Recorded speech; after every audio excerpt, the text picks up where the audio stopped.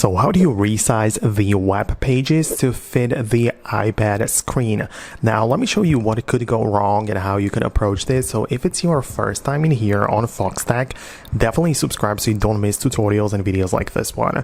If I open up Safari, for example, you might see that this Apple website seems a little bit out of place and the text is like too large.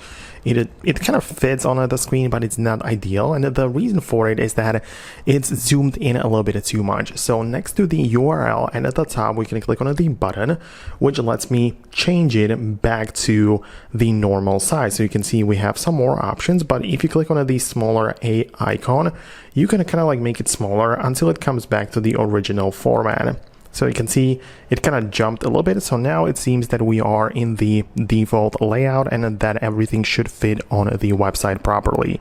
If you still have some problems, try switching between the modes. So again, clicking on the button next to URL and then clicking on the three dots, we have the ability to request either mobile website version if you are browsing the desktop one, or the other way around.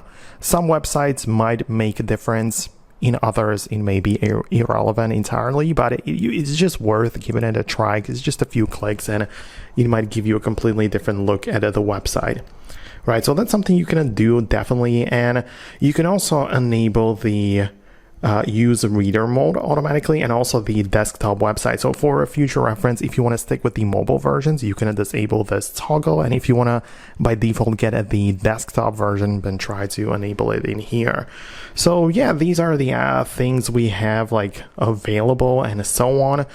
If you feel like you have some problem with it, you could also technically like export the whole web page as PDF and read it somewhere else. Like if I now just capture a screenshot like this, you can see that if I click on it, I will be able to switch to the full page where essentially the whole website gets saved into a screenshot, which I can save into my Files app and use it as a PDF, right? So if you feel like the page doesn't really look properly, you can also export it into the PDF and then read it there. So yeah, that's something you can definitely do. Let me know your thoughts and opinions about it below. If there are still some issues with it, definitely write a comment below so we can make an updated video about it. But for now, that's gonna be about it, and I'll see you later.